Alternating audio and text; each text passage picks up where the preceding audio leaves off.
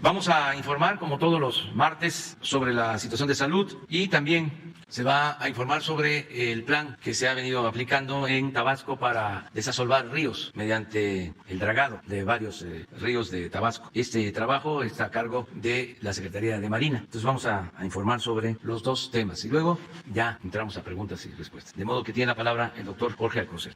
Muchas gracias, señor presidente. Los saludo a todos ustedes con afecto y hoy les actualizamos los medicamentos en la primera imagen, por favor, adquiridos por el sector salud para nuestra población. Como ustedes saben, de acuerdo a la demanda del sector salud, que consta de 1,840 claves, al día de ayer, en la siguiente imagen, por favor, se han liberado 787.367.123 piezas a las 14 instituciones que se anotan en la tabla. En la siguiente podemos ver lo de la distribución, me voy a detener un poco más en esto, y en esta lámina se presentan los 72.078.562 piezas entregadas en los almacenes estatales al 22 de noviembre, y de las que han sido comprobadas por los estados, solo 33.496.635 piezas. Es, por lo tanto, necesario seguir revisando esta situación, pues como señalé ya desde hace 2 semanas, el retraso en tiempo de entrega a las farmacias hospitalarias y centros de salud impacta directamente en el seguimiento y en su administración. En la siguiente imagen pueden ver las acciones que ha tomado como ejemplo el INSABI. En cuanto al seguimiento, que es una de sus preocupaciones y acciones más directas, el seguimiento y ubicación de las piezas en tránsito. De acuerdo a los operadores logísticos, de los 420 millones que estaban en la tabla arriba del INSABI,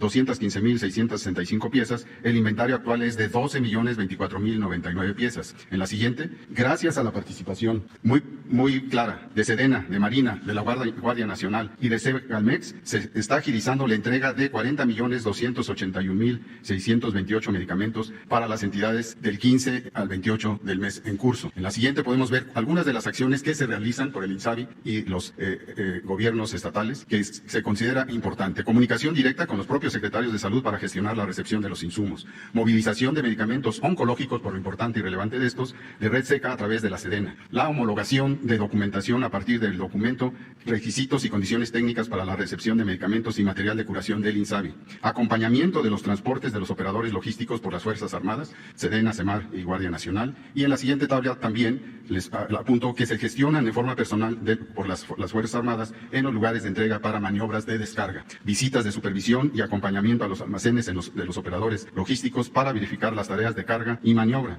En forma especial, la penalización de proveedores y operadores logísticos que incumplen con los periodos de entrega. En fin, el seguimiento permanente a los almacenes estatales para verificar su capacidad de vaciamiento y la dispersión al interior de la entidad. En las dos últimas imágenes pueden ustedes ver algunas evidencias de la entrega de medicamentos a los estados, esto aquí señalado, y en la siguiente también las maniobras de logística que están acompañando desde hace una semana este compromiso. Muchas gracias.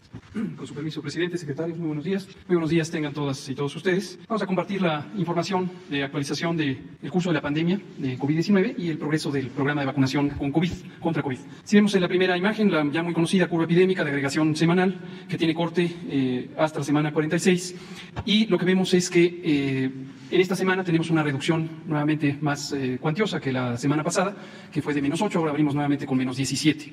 Esta trayectoria es esperable cuando ya se tiene intensidad epidémica menor, empieza a haber fluctuaciones y así es como se ha presentado. Estaremos informando en todo momento los cambios que van ocurriendo de acuerdo al monitoreo diario. Nótese que todavía una proporción muy baja, 0.4%, son los casos estimados que están activos. Todo lo demás es la suma histórica que se identifica de los casos, pero realmente activos son menos de 20.000, son 17.764 de acuerdo al monitoreo, que sigue la misma metodología a lo largo de toda la epidemia.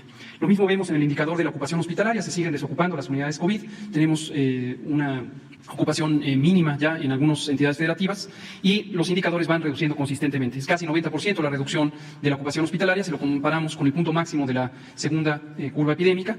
Y noten también, como lo hemos dicho en otras ocasiones, el gran contraste entre los casos que son de importancia clínica, que son relevantes porque llegaron a hospitalización, en la tercera ola fueron considerablemente menos que en la segunda ola.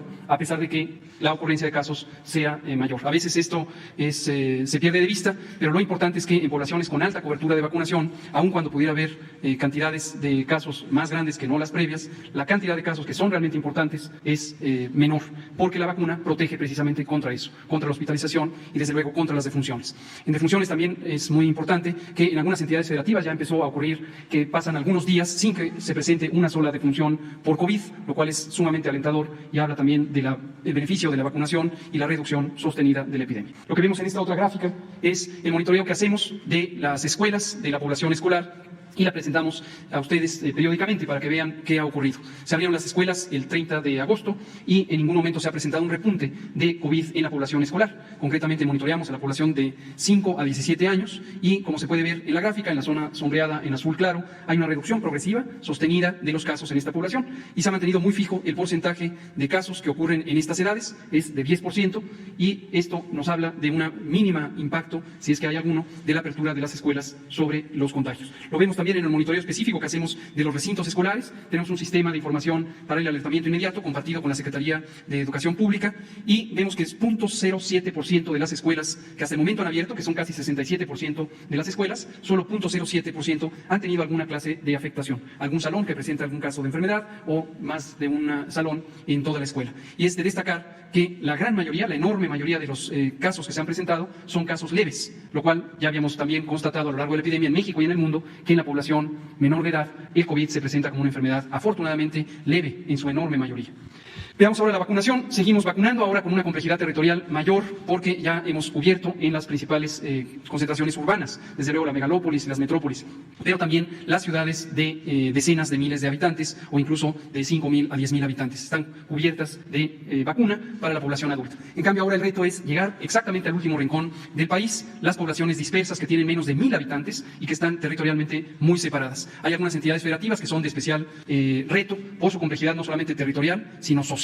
Siempre lo social es un elemento muy importante a considerar y también las grandes distancias que hay que recorrer para ir de una población a otra. Pero estamos trabajando en ello. La siguiente, por favor. Hasta el momento 131.191.713 vacunas se han aplicado, lo que representa casi 76 millones de personas, 75.955.000, que ya fueron vacunadas, personas adultas. Solamente el 15% están pendientes de recibir su segunda dosis y también por eso el avance es más lento porque estamos en los calendarios de recepción de vacuna. No se puede anticipar la vacuna, hay que esperar los días necesarios de la recomendación para cada una de las vacunas. También por eso vamos más lento en esta otra etapa. Y la cobertura general es de 85% de la población adulta que ya fue vacunada. Seguimos invitando e enfatizando la importancia de vacunarse. Es muy importante que las personas que no se han vacunado por alguna razón o no se han convencido de la importancia de la vacunación tengan muy presente que la vacuna ha reducido más del 87% del riesgo de hospitalización o del riesgo de mortalidad. Por último, tenemos la cifra acumulada de dosis que hemos recibido hasta el momento, 170,5 millones de dosis de vacunas, y estamos en espera de que se vayan concretando los calendarios de vacunación para irlas transfiriendo a las entidades federativas y usarlas. Y la última es el calendario de vacunación, el que queremos hacer notar que, como habíamos anunciado, Pfizer estará haciendo entregas más cuantiosas de vacunas desde ahora hasta el final del año y vamos a tener una dotación importante de la vacuna Pfizer, la cual nos facilitará el proceso de vacunación de jóvenes, hombres y mujeres de 15 a 17 años. Eso es todo, presidente. Con su permiso, señor presidente, buenos días a todas y a todos. Bueno, muy brevemente, como sabemos, se llevó a cabo la cumbre de líderes de América del Norte y el presidente López Obrador propuso, y se aceptó, por supuesto, que se centrara en la recuperación sanitaria o de salud y económica, recuperación económica frente a la pandemia. La siguiente, gracias. Para el caso de la cuestión de salud, lo que se acordó fue, que es bastante importante, es mejorar las capacidades para prevenir, detectar y responder a amenazas de enfermedades infecciosas. Vamos a trabajar los 3 países para ese propósito. Fabricar más componentes de las vacunas y equipo en América del Norte. Recuerden cuando tuvimos el problema de ventiladores, de las vacunas a México que le interesan las nuevas tecnologías CRM mensajero y en su caso DNA, que por cierto está en fase 3 en México, que desarrolló una empresa norteamericana que se llama Inovio. Mejorar el acceso y distribución de vacunas, invertir para la especialización de la fuerza de trabajo del sector salud en la región y combatir y proteger a los medicamentos, o sea, lo que es propiedad intelectual. Se acordaron donaciones para América Latina y el Caribe, que vamos a participar también los 3 países, y vamos a continuar el diálogo y se van a tomar iniciativas para hacerle frente a la epidemia de opioides que se está viendo en los Estados Unidos. El reporte más reciente es que hubo 100,000 muertes por sobredosis en los Estados Unidos, que es la cifra más alta en la historia. Entonces, es la primera vez que vamos a tener una iniciativa que ha venido planteando el presidente López Obrador también, respecto a por qué está aumentando el consumo, y no nada más tratar de controlar, que es importante, que no circulen las sustancias que tienen prohibición de ley, sino también por qué está aumentándose, qué se puede hacer, qué se debe de hacer para atender las causas de fondo de este problema. Entonces, desde el punto de vista de la estrategia de salud para hacer frente a la pandemia, es una buena noticia esta cumbre que tuvimos la semana pasada.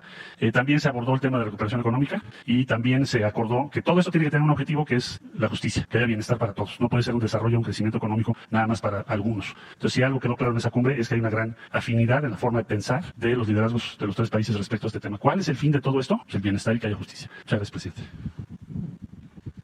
Con su permiso, señor presidente, vamos a continuar con el informe de distribución de vacunas. Adelante. Entre el 12 y el 22 de noviembre arribaron aquí a nuestro país vacunas Pfizer, AstraZeneca y CanSino, que fueron concentradas en el INCAN y en Birmex. El total de dosis recibidas fueron 21.275.750 dosis. De ellas se distribuyeron 2.987.010 dosis de Pfizer, estas que llegaron.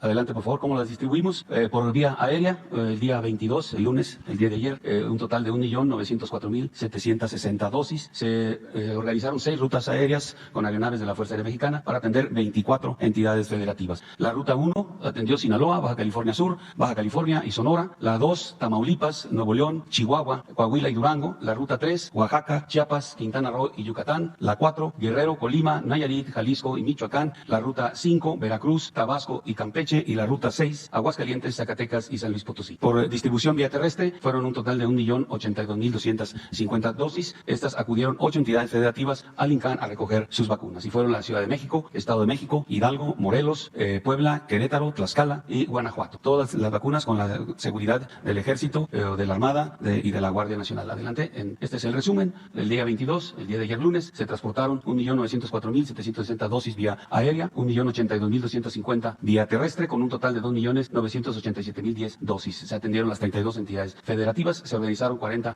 movimientos terrestres con el mismo número de escoltas. Se llevaron a cabo 30 operaciones aéreas con 32 horas de vuelo, y en total el efectivo de la Guardia Nacional, de la Secretaría de Marina y de la Secretaría de la Defensa fueron 1.224 hombres, 120 vehículos y 6 aeronaves. Es todo, señor presidente. Con su permiso, señor presidente, vamos a presentar la cuestión del dragado en Tabasco. Como pueden ver aquí, si me permiten hacer una pequeña reseña, un resumen, a raíz de las inundaciones que se dieron en Tabasco el año pasado, el señor presidente nos instruyó junto con Conagua, para ver la manera de desasolvar los ríos. Conagua ya tenía desde hace muchos años un proyecto, el cual se ha ido aterrizando. Desde luego que para esto la Secretaría de Marina le planteó al señor presidente cómo estaban nuestras dragas, ¿no? Desde 1993, Comunicaciones y Transportes nos transfirió a Marina las dragas que ellos tenían, dragas de 20, 30, 40 años de servicio, y la verdad en muy mal estado. La Secretaría de Marina las mantuvo durante muchos años, y lo que hacía la Secretaría de Comunicaciones y Transportes era licitar con empresas el dragado de los puertos en México, un estimado más o menos de 1.200, 1.300 millones de pesos anuales es lo que se gastaba. Cuando se dio esta situación, yo le solicité al presidente y le puso un proyecto para que en el 2023 México sea independiente, el Estado mexicano sea independiente en el sistema de dragado del país. Y lo estamos trabajando, y de manera que en 2023 México ya no va a tener que licitar porque lo que se licitaba era con países extranjeros, porque aquí no hay dragas de ese tipo. A raíz de todo esto, se empezaron a comprar dragas. En el 19 llegaron 2 dragas estacionarias, y en el 20, después de las inundaciones, no después, sino en el transcurso del año, se hizo una compra también de 6 dragas estacionarias, las cuales llegaron por coincidencia a poco tiempo de las inundaciones. De manera que ahorita en Tabasco ya estamos trabajando. Se tuvo que hacer una licitación. Aquí había un tapón en la desembocadura del río Grijalva. Se hizo una licitación porque es una draga que no la tenemos, es una draga muy grande, a través de una empresa Vanor, y esta se encargó de hacer ese trabajo del desasolve del tapón aquí del río Grijalva. Con las dragas que empezaron a llegar, 2 que teníamos, más 6 que llegaron en el transcurso del año, se están posicionando sobre el puente, sobre el río González. La que sigue, por favor. Aquí las tenemos 7 dragas ahorita trabajando. Vamos a ver un video ahorita al final. Son 7 dragas que están trabajando en diferentes etapas sobre el río González. Vamos a hacer un trabajo que más o menos van a estar ahí las dragas hasta mediados del 2023, de manera que no nada más, la anterior, por favor, van a dragar también todos estos ríos, el Nacajuca, los Altos de Grijalva, etcétera. Van a estar trabajando todo este tiempo ahí. Vamos a estarlas cambiando conforme vayan avanzando. También se compraron 6 dragas, le llamamos nosotros anfibias, porque son más fáciles de mover, las cuales ya llegaron 2, ya están en el área, están adiestrando el personal para que se empiece a trabajar. La que sigue, por favor. Y esto es lo que se está haciendo ahorita. Aquí tenemos estas 5 dragas, son son 5 dragas, otra aquí y otra aquí en la entrada del río González, que se están haciendo los trabajos, y esta etapa la terminamos por ahí de mediados del año que viene para cambiarla a otros ríos, de manera de que esto va a ser continuo. Para el 2023 tenemos estimados ya poder terminar con el dragado ahí, pero ya vamos a contar con estas dragas, el Estado mexicano, que además de esto se han comprado equipo, aquí en la Secretaría de Marina tenemos astilleros que se están construyendo. Ya se construyeron 3 dragas igualitas a estas, que también ya van a empezar a operar en otro lado, desde luego. Se compró una draga autopropulsada que arriba aquí a México, a Veracruz, el 21 de diciembre. Es una draga de una eslora, o sea, largo, de aproximadamente 90 metros, por un ancho que es la manga de aproximadamente 15 metros, de última generación. A la empresa que nos la vendió, se le propuso también que aquí en México, en nuestros astilleros, vamos a construir 5 dragas iguales a la que vienen. Ya están construyéndose, 2 en Salina Cruz, 2 en Tampico y una en Guaymas, Sonora. A continuación, si podemos ver, no sé si trajeron la fotografía de la draga que va a arribar, la podríamos ver al final, pero ahorita si nos pueden pasar el video, por favor. Plan Integral de Dragado de Tabasco. A raíz de las inundaciones catastróficas en el estado de Tabasco de finales del 2020, el ciudadano presidente de la República instruyó al secretario de Marina y alto mando de la Armada de México para la elaboración e implementación del Plan Integral de Dragado de Tabasco. Este plan consolida el esfuerzo interinstitucional de la Comisión Nacional del Agua y la Secretaría de Marina, materializando los trabajos de mantenimiento propuestos en el proyecto hidrológico para proteger a la población de inundaciones y aprovechar mejor el agua. Con este impulso, se actualizó la flota de dragado de la Secretaría de Marina con la adquisición de 6 dragas estacionarias de succión con cortador de nacionalidad holandesa, de alto régimen de producción de dragado y gran potencia de extracción. 6 dragas anfibias con capacidad de operar en ambientes marítimos y fluviales de bajas profundidades y difícil acceso. Y una draga autopropulsada de succión con tolva, equipada con modernos sistemas de control y capacidad de movilizarse rápidamente a diferentes puertos del país. Estas unidades se encuentran realizando operaciones de dragado en los ríos de Tabasco, en uno de los proyectos de ingeniería de dragado más grandes que se han realizado en nuestro país. Para esto, la Secretaría de Marina cuenta con 150 elementos comisionados a bordo de unidades de tipo dragas y empujadores de apoyo. La meta del Plan Integral de Dragado de Tabasco es efectuar el desasolve de 312 kilómetros de ríos, divididos en 3 fases. La primera fase inició a principios de 2021 y contempla el dragado de los ríos Grijalva y González a través de 41 kilómetros, beneficiando a los municipios de Paraíso, Centla y Nacajuca. La segunda fase abarca 128 kilómetros de los ríos Nacajuca, Calzada, El Pastal, El Mango y San Cipriano, en los municipios de Comalcalco, Nacajuca y Jalpa de Méndez. La tercera fase se desarrollará en el Alto Grijalva, Tren Victoria y Río El Espino, contemplando una longitud de 143 kilómetros. Lo anterior a fin de incrementar la capacidad de drenaje fluvial mediante acciones de desasolve y dragado del sistema de ríos Samaria-González para mitigar los efectos de las inundaciones causados por la temporada de lluvias. Con estas acciones se reafirma el compromiso de la Secretaría de Marina Armada de México con la sociedad mexicana, actuando en apego a los valores institucionales de honor, deber, lealtad y patriotismo, contribuyendo así al cumplimiento de los objetivos del gobierno federal. Recordando siempre a las y los mexicanos que la Secretaría de Marina se mantiene trabajando para servir a México. Gobierno de México. Pues esto es lo que se está haciendo, de manera de que, como les comentaba, para el 2023 el Estado mexicano va a ser totalmente independiente en el dragado de sus puertos, con todo lo que se está adquiriendo, con todo lo que se está construyendo. Vamos a lograr esto para el 2023. Les digo por qué el 2023, porque el 2023 es cuando se va a botar la última de las dragas autopropulsadas que se están construyendo. En total vamos a tener, después de esas 6 que se están construyendo, con 4 que teníamos, digamos que ya con algunos años de antigüedad, las cuales se están remotorizando y se van a quedar como si estuvieran casi nuevas, vamos a tener 10 dragas autopropulsadas en el Estado mexicano, que nos va a servir para darle pues el mantenimiento a los puertos. Y además esas dragas son de dragado para mantenimiento y construcción, así que vamos a poder hacer muchas cosas con todo lo que se está haciendo. Esta es la draga que ya viene en camino, que llega el 12 de diciembre al puerto de Veracruz. Y es igualita a estas son las 5 que se están construyendo en nuestros astilleros. Señor, muchas gracias. Vamos, quedó pendiente un compañero ayer. Buenos días. Luego tú. A ver. Buenos días, presidente. Luego tú. Así nos alcanza. Adelante. Sí, presidente. Buenos días, Hans Salazar de Noticiero en Redes. Primeramente, presidente, plantearle el siguiente tema. Una defensora del medio ambiente, Irma Galindo Barrios, está desaparecida. Ella es defensora de bosques, de su tierra. Y aquí traigo una carta que dirigió al Mecanismo de Protección de Derechos Humanos y Periodistas, donde pedía apoyo, ayuda. Sin embargo, ya no alcanzó a llegar y, bueno, pues en el mecanismo lo plantearon su tema como ordinario, es decir, no preocupante, sin embargo ya está desaparecida. Yo quisiera dejarle esta carta que es de ella, obvio, antes de su desaparición. En una parte dice, le quiero leer textualmente: por eso les pido que me contacten al presidente de la República, con la prensa, con Derechos Humanos, con Naciones Unidas, con cualquiera que esté dispuesto a seguir la ruta que he seguido para saber todo lo que sé del origen de este mal. Por favor, ayúdenme a salvaguardar la vida de las personas de la montaña y a sus hijos.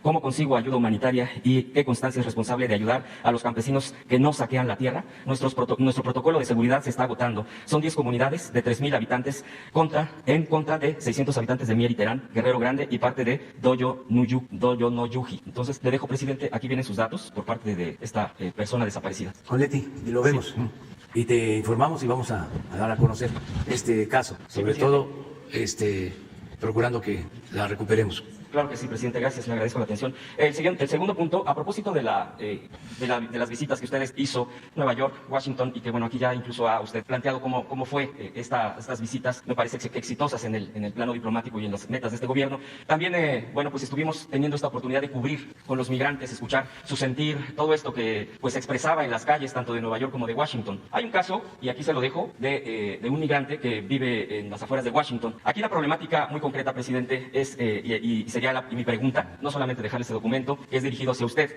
es una problemática de salud. Es un migrante que ya desde el 1989 vive allá, pero no tiene la posibilidad de tener documentos suficientes para salir a México. Estos traslados, esta movilidad que precisamente usted fue a defender a millones de migrantes para que puedan tener certeza de esta movilidad. Sin embargo, queda atrapado porque no puede trabajar por un problema del corazón que le detectaron, pero como la salud allá es muy complicada en cuestiones de costos, ha recurrido al consulado. Sin embargo, por la imposibilidad también del consulado y de los dineros, digamos, para poder apoyar a este migrante, porque no puede ni trabajar por cuestiones de riesgo del corazón. Entonces, no sabe ya qué hacer, está muy desesperado y pues le dejo este documento. Me parece que en este caso hay mucha gente migrante con situaciones de que no puede trabajar, de que no puede regresar a México para ser atendido y pues queda con estas deudas enormes o la imposibilidad de ser atendidos. Yo le preguntaría, presidente, en estos casos, usted ya ha dado respuesta a varios casos, incluso de traslados cuando desafortunadamente fallecen y el regreso al país. En el caso de la salud, ¿usted podría hacer alguna propuesta concreta para los migrantes en casos delicados como estos? Sí, ya hay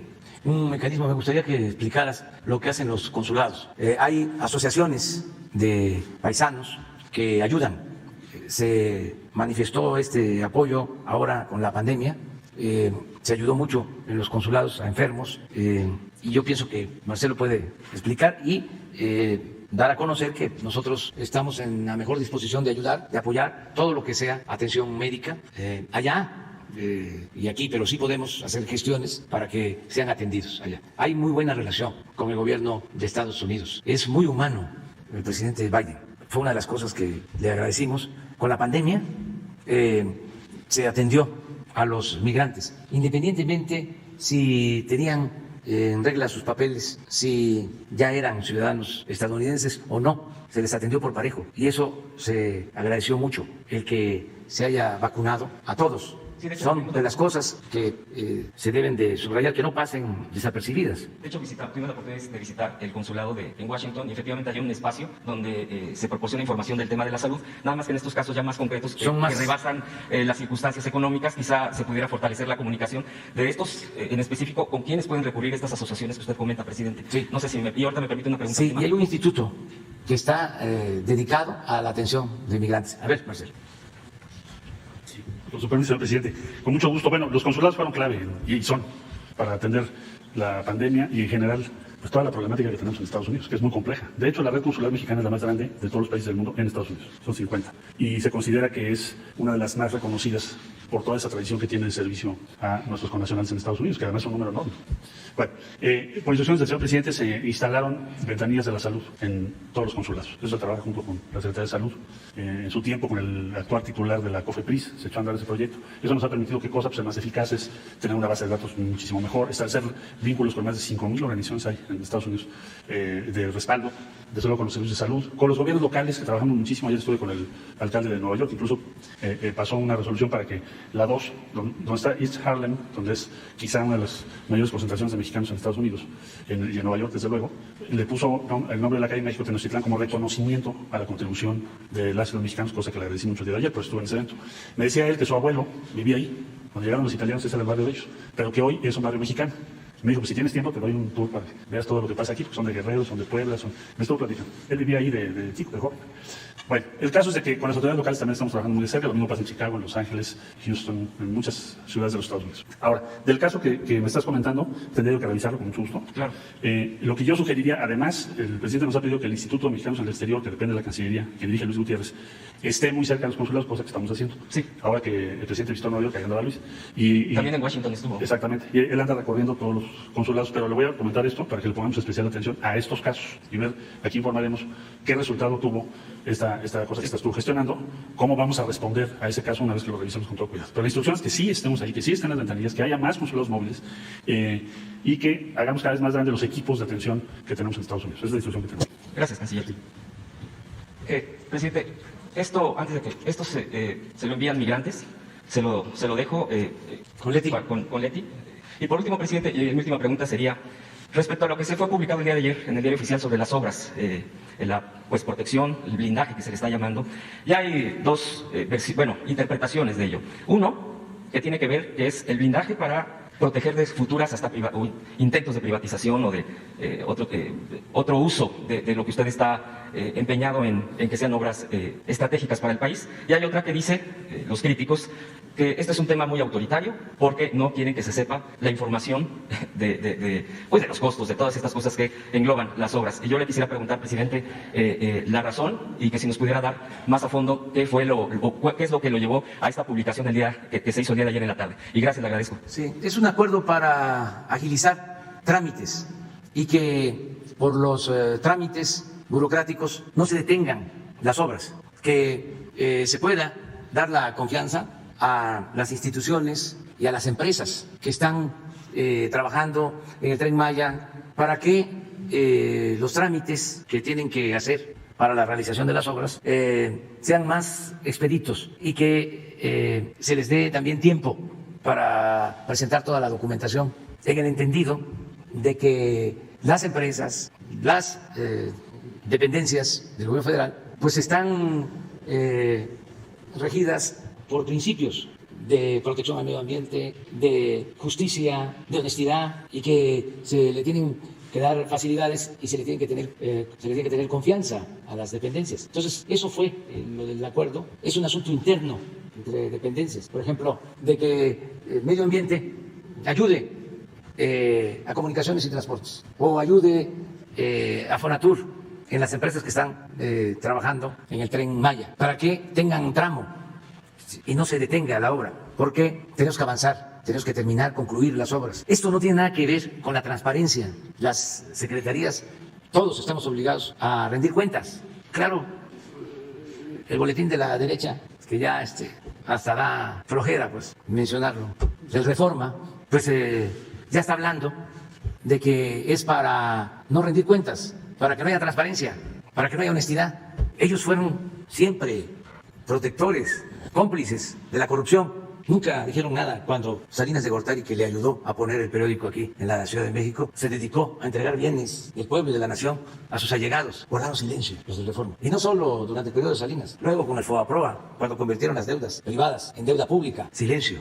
Desde luego, silencio en los 2 sexenios de corrupción del PAN, cuando entregaban obras sin licitar a gente cercana a ese partido, cuando ayudaban a los empresarios que se dedicaban a la exploración y a la perforación de pozos, como este señor que estuvo en la cárcel, Yáñez, oceanografía, con Fox y con Calderón, le entregaron contratos como de alrededor de 2.000 o 3.000 millones de dólares por adjudicación directa. Y vean si en el Reforma apareció algo. Y lo mismo, ¿qué dijeron? Cuando de manera completamente irregular, sin transparencia, sin hacer siquiera una reunión del Consejo de Administración de la Comisión Federal de Electricidad, otorgaron contratos para la construcción de gasoductos, contratos leoninos, engañando de que necesitábamos gas porque se iban a construir 12 termoeléctricas. No se construyeron las termoeléctricas, pero se contrató el gas. ¿Y saben? Tenemos un excedente de gas por esos contratos del 40% de lo que necesita México. Y se tiene que pagar, aunque no se utiliza. Ahora, acabamos de dar la instrucción de revenderlo a menor precio para no perder tanto. ¿Cómo suscribieron estos contratos? De manera completamente ilegal. Tenemos denuncias presentadas en la Fiscalía para que se atienda este asunto. ¿Qué dijo la Reforma sobre esto? A ver, en honor a la verdad, ¿se sabía? Casi quiebran a la Comisión Federal de Electricidad. Y ahora, pensando de que somos iguales, sacamos este acuerdo para facilitar el avance en la construcción de obras y ya están ellos suponiendo, porque es un periódico de conjeturas, además de mala fe, de que es para ocultar información y para que no haya transparencia. Así son los conservadores. Les gusta mucho, o su doctrina es esa cosa, y esa cosa es de la hipocresía. Entonces, aclarar que es un acuerdo y que todos en este gobierno tenemos la convicción de actuar con honestidad, cero corrupción y también cero impunidad. No somos iguales. Eso es lo que les molesta mucho, porque durante todo el periodo neoliberal se dedicaron a saquear, a robar, a manos llenas, y ahora no pueden, ni podrán. Ayer hablaba yo de cómo se agrupan todo el bloque conservador, que son muy corruptos. Ese es otro distintivo del conservadurismo. Uno es la hipocresía y el otro distintivo es la corrupción. Están hambrientos de dinero y no tienen llenadera. Y se conjugan las dos cosas, hipocresía y deshonestidad. Bueno, hablaba yo de cómo están aliados para seguir manteniendo privilegios y contratos que benefician a una minoría y que perjudican a la mayoría de los mexicanos. En el caso de la reforma eléctrica, un hombre íntegro, honesto, con ética, con moral, y diría verdaderamente cristiano, no estaría defendiendo la ilegalidad, la injusticia, defendiendo el lucro. Si arreglaron ellos porque eran los dueños de México y ajustaron el marco legal a sus intereses, porque los legisladores estaban a sus servicios, modificaron la Constitución como quisieron, para saquear, para robar. Bueno, legalmente pueden ellos gozar de privilegios, pero ya hay una realidad distinta, que no pueden ellos aceptar de que aunque por ley existan esos contratos, si a la vista de todos, de sus familias, de sus hijos, de sus nietos, están robando, están saqueando, que no pueden actuar con decencia y decir, hay una nueva realidad, esos son contratos abusivos en donde yo pago, que soy empresario, que soy comerciante de grandes vuelos, pago menos por la luz que una familia de clase media o que una familia pobre. Y eso es una injusticia. ¿Cómo el señor de Oxxo, y lo voy a seguir diciendo, no se va a poner la mano en el corazón y va a seguir aceptando, nada más porque es legal, de que sus Oxxos están alumbrados siempre como si fuese de día, y la tienda de abarrotes, el señor, la señora, o la señora porque ya falleció su esposo, que de eso mantiene a sus hijos, un tendero pobre, tiene que desconectar sus congeladores para no pagar más luz, porque la cuota o la tarifa que se le cobra a ese abarrotero es mayor que la que se cobra al Oxxo, que son miles en todo el país, de una gran empresa. Nada más porque el señor del Oxxo financiaba y sigue financiando a políticos que están a su servicio y que hacían y deshacían, hacían lo que les daba la gana y tenían tomado, secuestrado al gobierno. Y el gobierno, en vez de representar a todos, era un gobierno al servicio de una minoría rapaz. Pues eso ya no debe de seguir existiendo, y ojalá y ellos mismos se vayan convenciendo y se pueden hacer negocios. Me estaban platicando que vino uno de los gerentes o presidente del consejo de JP Morgan, del banco famoso, una reunión con algunos de estos empresarios, y empezaron a quejarse que la reforma eléctrica, que no sé, qué otras cosas, ¿no? A quejarse. Y ese señor, muy inteligente, callado, le dijo, oiga, ¿y cómo les ha ido a ustedes? Dice que vino un silencio, y luego, no, pues nos ha ido bien. Entonces, les dijo el señor, nosotros tenemos otra visión de México, de afuera. Estamos viendo de que no hay corrupción, estamos viendo de que hay estabilidad económica, financiera, que no hay endeudamiento, que han crecido las reservas de México como nunca. Ya, los cayó. Por eso, contesto esto del acuerdo. Ni siquiera es un decreto, es un acuerdo interno para facilitar y que podamos terminar las obras, porque ¿Cuántos días nos faltan para terminar el aeropuerto Felipe Ángeles? Pues como 120 días, más o menos.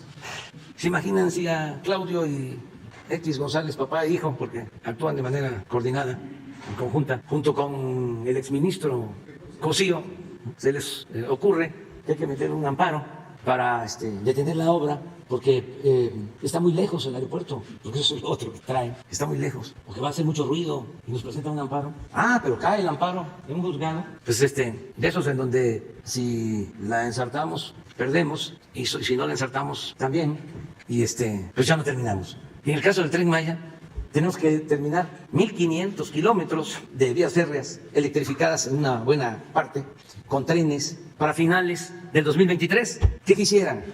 ¿Que fracasáramos? ¿Que no se concluyera la obra? Pues no, tenemos que terminarla. No se me va a olvidar.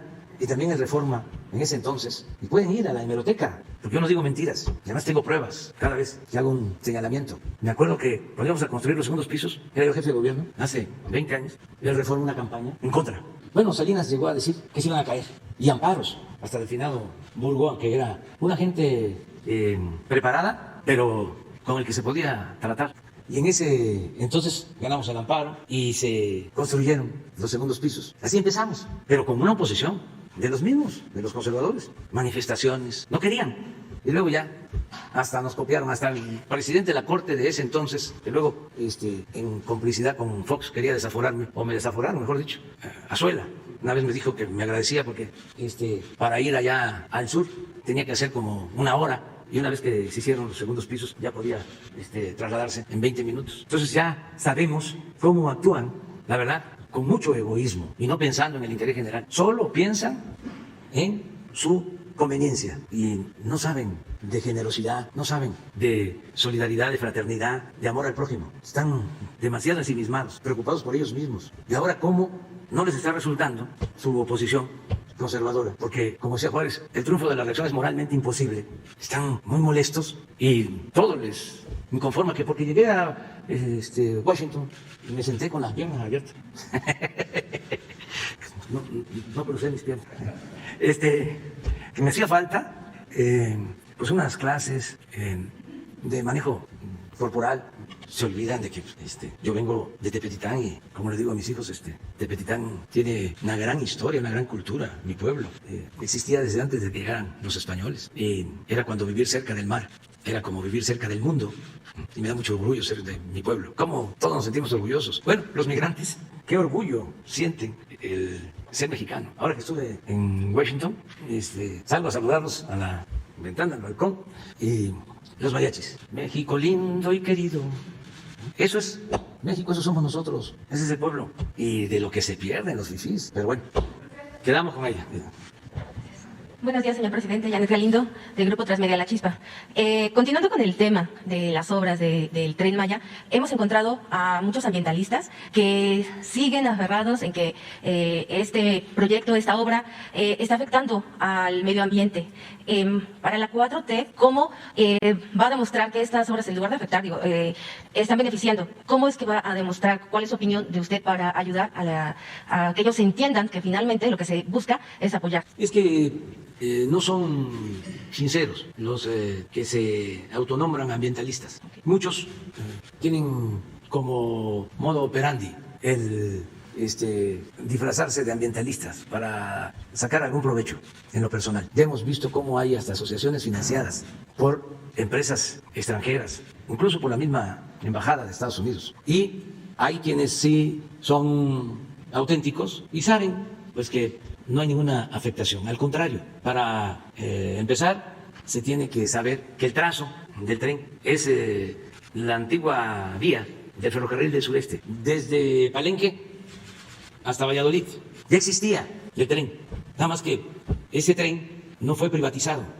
Yo digo siempre que tenían tan abandonado al sureste que ni siquiera lo volteaban a ver para robar. No les importó privatizar el ferrocarril del sureste, el ferrocarril del Istmo.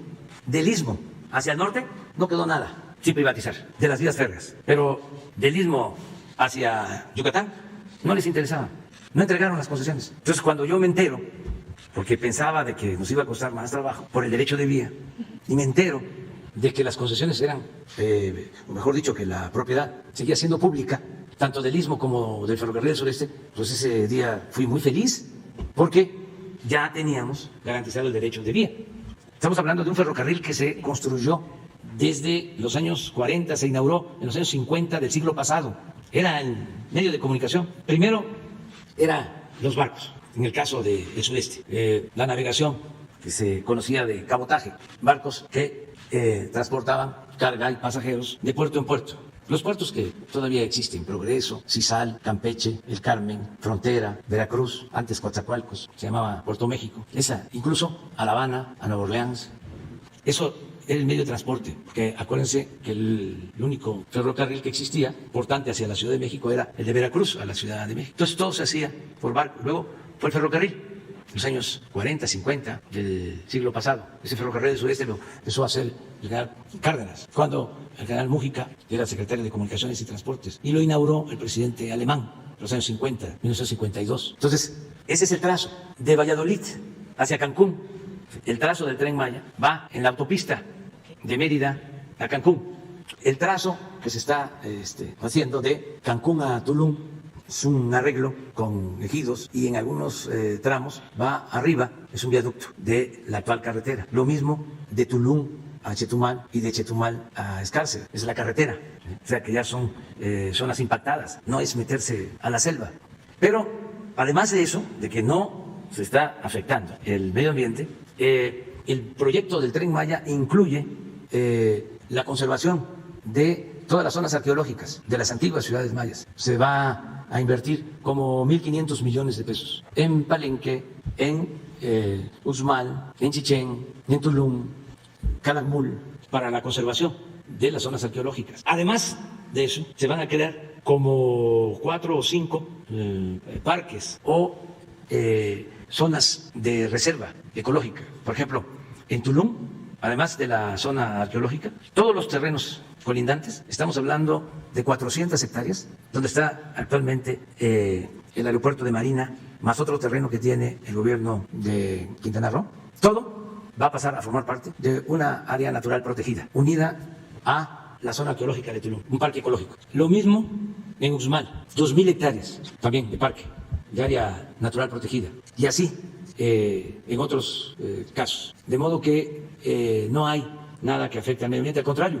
Bueno, a esto agréguele que en toda la ruta del tren se están sembrando árboles maderables, miles de hectáreas. En toda la ruta se está aplicando el programa Sembrando Vida. Y pues es una obra que va a ayudar mucho al sureste. Imagínense que llegan los fines de semana hasta 500 vuelos a Cancún. Estamos hablando de 13, 15 millones de turistas al año. Bueno, lo que queremos es que una parte de esos visitantes puedan internarse y llegar a Campeche, y llegar a Chiapas, y llegar a Tabasco, y conocer toda esa región que tiene un gran potencial cultural, artístico, de flora, de fauna, que es una de las regiones, lo he dicho muchas veces, más importantes del mundo en cuanto a riqueza arqueológica, completamente desconocida. Entonces, para eso es el tren.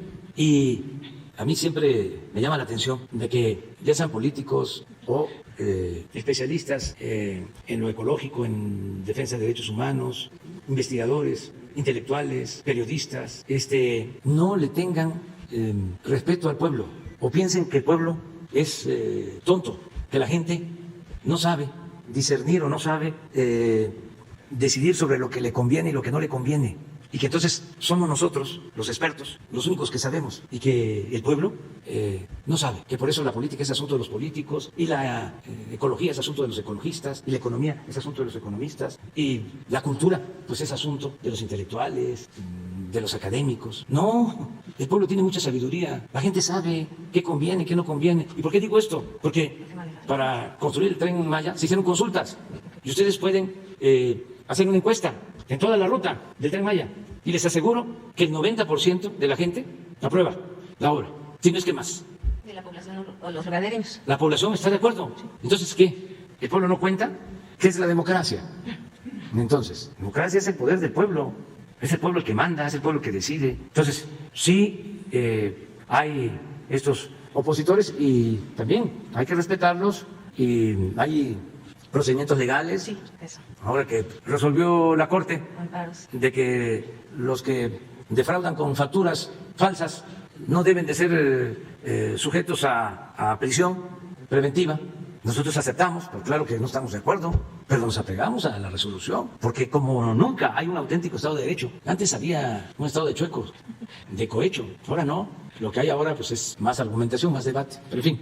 Adelante con tu pregunta. Ok, gracias. Y con respecto a lo del dragado, bueno, en Tabasco se tiene ya un programa que terminará para el 2023, pero ¿qué va a pasar posteriormente a esto? ¿Debe de llevar un mantenimiento? ¿Se va a reiniciar con los ríos que ya se están empezando ahorita? Porque, bueno, ¿cómo va a ser este proceso? Tiene que haber un mantenimiento, permanente.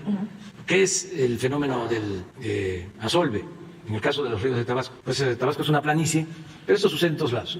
Es una planicie y todos los ríos vienen de Chiapas, entonces arrastran capa orgánica por la lluvia, también por la tala. Entonces todo eso va solvando a los ríos, entonces les va quitando su capacidad de desagüe.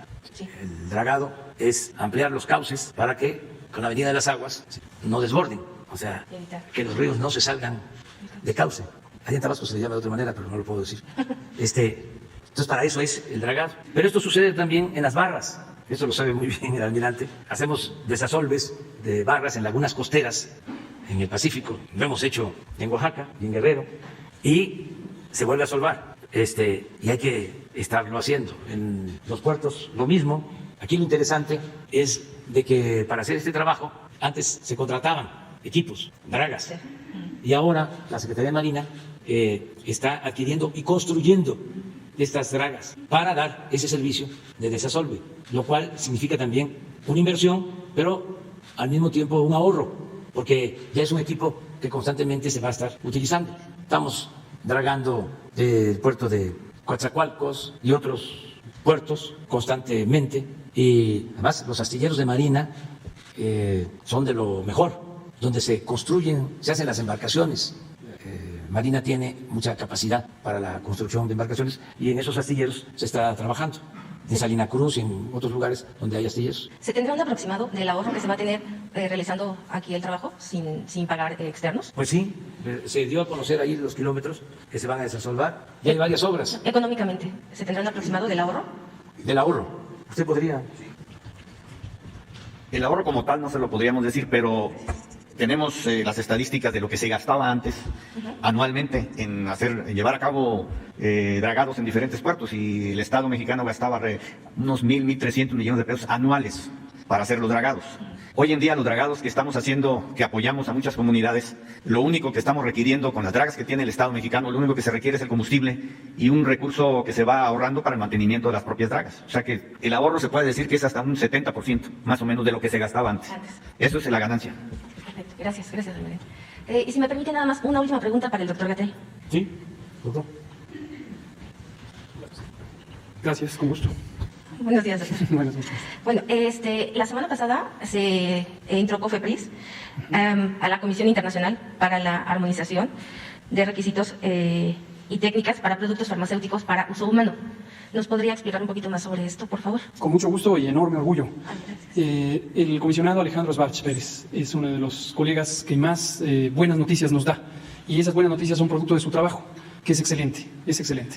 Y ha integrado un equipo humano altamente competente, extraordinariamente honesto, comprometido con la transformación de COFEPRIS y de la regulación sanitaria. Para pronta referencia de todas las personas que nos escuchan, la regulación sanitaria es el proceso de identificación de riesgos que pudiera haber contra la salud en los productos de consumo humano, todo tipo de productos, medicamentos, alimentos, cosméticos, espacios públicos, espacios privados de uso público, el transporte, todo lo que nos rodea. Y el proceso de regulación está normado, y lo que se requiere es vigilar que se cumplan esas normas que cada vez se van revisando, se van modernizando, y se requiere que cumplan ciertas prácticas en la fabricación, en el comercio, en el transporte y en el uso. COFEPRIS, como hemos dicho desde que empezó esta administración, era una de las oficinas de gran preocupación porque estaba plagada de corrupción, prácticamente desde su surgimiento. Y hemos destacado que cuando hablamos de esta corrupción en COFEPRIS, no nos referimos a las personas trabajadoras de base, sino a los dirigentes de esa organización, esa oficina gubernamental. A lo largo de todos los años precedentes, COFEPRIS estableció en el sexenio 2000-2006 muy al principio, en 2003, y desde su nacimiento COFEPRIS estaba plagado de corrupción. Había una gran complicidad con las empresas, particularmente las empresas reguladas, de todo tipo. Desde que llegó el comisionado Alejandro Sbarch, ha hecho un trabajo muy sistemático de limpia de todos estos procesos de corrupción. Alguna vez hablamos del famoso y emblemático, tristemente célebre sótano de COFEPRIS, en el que existían expedientes, más de 6.000 expedientes guardados para discrecionalmente ir dando permisos a las empresas amigas de los funcionarios del pasado y no tener un proceso transparente de regulación. En fin, lo que ha hecho COFEPRIS ahora, con el liderazgo del doctor Sbarch, es que los procesos técnicos son transparentes, se está en un proceso de digitalización, todo va a ser electrónico, para evitar toda clase de coyotes, gestores, intermediarios, que justamente participaban de este esquema de corrupción. Y a lo que usted se refiere es ya un reconocimiento internacional muy claro de este cambio de prácticas. Se han estandarizado procesos, se ha puesto en vigencia la normatividad, se han revisado normas también, y lo que se preferencia es la calidad de los productos, su seguridad, su eficacia. La Conferencia Internacional de Armonización Regulatoria lo que permite es la confianza de COFEPRIS en otros países. Y una cosa que es concretamente muy relevante ahora que tuvimos la oportunidad de acompañar al presidente a Washington a la cumbre de líderes de América del Norte, con este reconocimiento, COFEPRIS se incorpora a una lista de solo 4 países en toda América que pertenecen a esta conferencia, y son precisamente, además de Brasil, en el lado sur, Estados Unidos y Canadá. Entonces somos la primera región económica del mundo en donde sus 3 miembros son parte de esta Conferencia Internacional de Armonización Regulatoria. Y esto nos va a ampliar el horizonte también en beneficios económicos, porque las agencias de regulación sanitaria de Canadá, Health Canada, y de Estados Unidos, la FDA, van a poder confiar en COFEPRIS directamente porque seguimos las mismas prácticas, los mismos estándares técnicos y el alto desempeño. Esa es la noticia. Muchas gracias. La compañera. Buenos días, presidente. Judith Sánchez Reyes, de Imagen del Golfo de Veracruz. Si bien ayer hizo un balance sobre su viaje a Washington, quisiera preguntarle si en la reunión bilateral que sostuvo con su homólogo Joe Biden salió al tema el alcance y las acciones del acuerdo Entendimiento Bicentenario que sustituye a la iniciativa Mérida, así como la intención de Estados Unidos de que sus agentes incursionen en territorio nacional para poder hacer investigación y colectar datos en relación al crimen organizado. Esto se lo traigo a colación porque el mes pasado se pronunció al respecto el embajador de Estados Unidos en México, Ken Salazar. No se trató ese tema. No lo tratamos ni en la reunión bilateral con el presidente Biden. Allí estuvo el embajador Ken Salazar, que tiene muy buena amistad con el presidente Biden. Lo distingue mucho el presidente Biden. Es un agente muy cercano al presidente Biden, Ken Salazar, el embajador de Estados Unidos en México. También en la reunión bilateral con la vicepresidenta Kamala Harris no se trató el tema, y también estuvo el embajador Ken Salazar. Y lo mismo, la vicepresidenta se refirió a él con mucho respeto y reconocimiento. Pero no tratamos esos temas sobre las agencias, que es lo que pienso que estás tú comentando, sobre el llamado Plan Mérida, que ya no tiene ese nombre, ya desapareció, ¿verdad, Marcelo? Es el entendimiento Sí, bicentenario. sí. Ahora es otra la relación, de mucho respeto de las agencias y del gobierno de Estados Unidos. Entonces no tratamos el tema. Pero es un tema que en un momento dado, en un futuro, se piensa plantear. Seguramente, y hay una comunicación permanente, pero no fue un tema en la cumbre. En la cumbre se procuró analizar más las causas del fenómeno migratorio, y el otro tema central fue el de la integración económica de América del Norte con respecto a las soberanías de los 3 países. Eso fue lo otro que prevaleció. Y se habló mucho sobre justicia, sobre equidad. Ayer les comentaba de que llegó un momento en que les dije, porque el presidente Biden pues habla inglés, primer ministro francés, primer ministro Trudeau francés, yo español, castellano, y estaba también el diálogo que yo expresé en un momento, que era una cumbre progresista, que coincidíamos en que había que atender al pueblo y que se tenía que ser respetuosos de la diversidad y que se debía luchar en contra del clasismo y del racismo. En eso manifestamos coincidencia plena. Llegué a decir, estamos hablando el mismo lenguaje, aunque distintos idiomas. Y luego el presidente Biden dice, por lo general se habla en las reuniones políticas, palabras más, palabras menos, de que hay coincidencias en la defensa de los valores, pero dice, por lo general, siempre es una formalidad. No dijo eso, pero eso es demagogia, que coincidimos en valores, y él mismo sostiene. Pero en este caso sí puedo afirmar que hay coincidencia en cuanto a la defensa de valores. Cuando vuelvo a intervenir, ya repito, de que hablamos el mismo lenguaje y, en efecto, una coincidencia en mantener principios y valores. O sea, fue una reunión de otro tipo, más enfocada a lo que consideramos fundamental, a lo que tiene que ver con las causas, con los orígenes de los problemas, y fue pues muy respetuosa y yo diría muy constructiva. Bien, presidente. En otro tema, el pasado 11 de noviembre, a través de un acuerdo publicado en la Gaceta Oficial del Estado de Veracruz, se señala que a partir del 16 de noviembre todos los trabajadores al servicio del Estado regresarían de manera presencial siempre y cuando cuenten con un esquema completo de vacunación. Si bien ha habido un avance en el Plan Nacional de Vacunación, muchas personas no se han inoculado por decisión propia o por alguna otra circunstancia. Y también hace unos días el secretario Hugo López-Gatell había asegurado que en el caso de que las empresas, solicitaran a los trabajadores ya sea el certificado contra COVID, cometerían una falta, ya que estarían condicionando, pues obviamente, el acceso, ¿no?, de estas personas al trabajo. En ese sentido, preguntar si hubo algún cambio a nivel federal y por eso se está dando este aviso allá en Veracruz, o cómo se debe de manejar esta situación en las dependencias estatales y, por tanto, los trabajadores. Pues ya conocen ustedes cuál es la filosofía de nuestro gobierno: nada por la fuerza, todo por la razón. Pero aquí se está y el derecho. solicitando. Hay que convencer, persuadir, no imponer nada. Yo estoy seguro que si se emitió ese reglamento, no es así de carácter obligatorio. Lo que tenemos que hacer es seguir haciendo conciencia de la importancia de vacunarnos. En algunos países de Europa, que con todo respeto tienen una filosofía distinta a la nuestra, a la que sostenemos desde el gobierno, porque en la sociedad no todos piensan de la misma forma. Hay también en nuestra sociedad mucho autoritarismo. Pero hay países en Europa en donde ahora quieren hacer obligatoria la vacuna, porque argumentan de que la vacuna protege, en efecto, ya está demostrado, y que pues hay que procurar que la gente no se enferme, no haya contagios y que no pierda la vida, que es lo más lamentable.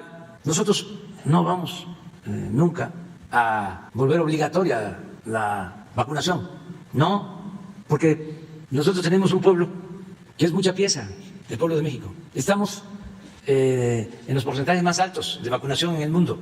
La gente se está vacunando y cada vez avanzamos más. Ya estamos en el 85% y vamos a llegar al 90% y vamos a rebasar el 90%, porque tenemos un plan para seguir convenciendo a rezagados, que son de 2 o de 3 tipos.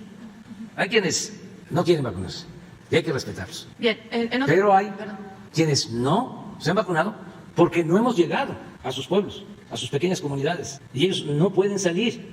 ¿A dónde están los centros de vacunación? Hemos llegado a miles de comunidades, pero son pues alrededor de 200,000 pequeñas comunidades. Estamos viendo en Chiapas, en Oaxaca, en Guerrero, en Veracruz.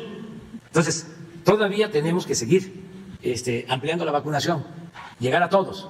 Tenemos ese propósito. Ayer en la reunión de salud decidimos reforzar la vacunación, llegando a todas las comunidades, hasta las más apartadas. Ahora se están entregando las pensiones de adultos mayores para el bimestre, y hay lugares muy apartados en donde pues se les tiene que llevar el recurso porque no hay bancos. Entonces estamos aprovechando que se están entregando las pensiones a adultos mayores, lo que es el bimestre noviembre-diciembre, y van las brigadas de vacunación y estamos avanzando, pero aún así nos van a quedar comunidades para vacunar.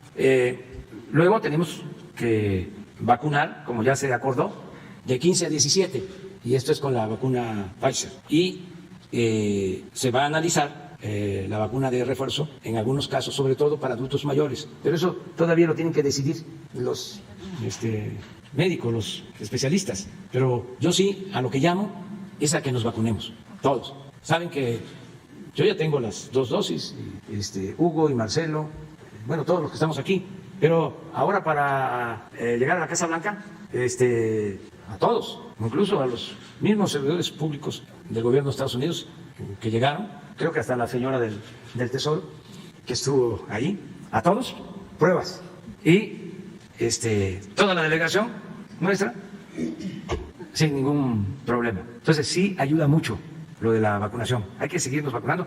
Más, acuérdense que dijimos desde el principio, vamos a avanzar porque viene el invierno y tenemos que estar protegidos, no confiarnos, protegernos. Afortunadamente ha estado bajando la pandemia, pero tenemos que vacunarnos todos. Sí, y por último, presidente, en otro tema de salud, desde hace ya algunos años médicos han manifestado ciertas irregularidades por parte del Comité Normativo Nacional de Consejos de Especialidades Médicas, el CONASEM, en lo referente a la expedición de las cédulas profesionales. Presuntamente eran obligados a pagar un curso con un valor de 10,000 pesos para poder obtenerla. Incluso en el 2016 se había pedido por parte de legisladores federales de ese entonces que la Secretaría de Salud y la Secretaría de la Función Pública pues tomaran cartas en el asunto y no se hizo. Ahora quieren conocer si se puede quitar, digamos, este tipo de tramitología que les impide obtener su certificado y por ende pues demora su ejercicio profesional.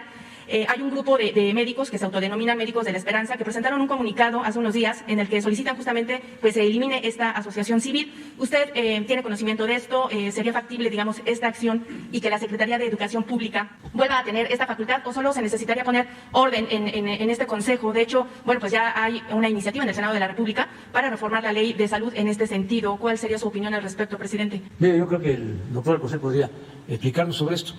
Sí, muchas gracias. En forma muy breve, lo que acaba de señalar es cierto, es una situación que se debe corregir, transformar, y de hecho ya se empezó con el nombramiento de una persona nueva en relación a esto, y en lo que se está trabajando es precisamente en la unión de la SEP con la Secretaría y todas las especialidades, y es una situación que se va a favorecer ahora que vamos a tener más especialistas, que es lo que estamos planteando. Esto en breve les podré informar yo cuáles son los pasos que están siguiendo con mucho gusto. Pero no desaparece la instancia como tal. No, se necesita tener esa constancia, esa certificación y esa entidad como parte de la Secretaría que nos lleve a organizar bien estas especialidades, porque también ahí hay que meter mucho la herramienta de transformación, porque se están abusando en muchas de las secciones de especialistas que deberían y pueden ser muy integradas y más fácilmente el camino de la excelencia. Muy bien, gracias. Bueno, ¿les parece que ya? Y quedan pendientes ustedes dos. Y para mañana. Mañana. Sí. ¿Mande? Ahora mismo. Ahorita se lo planteas. Sí, sí.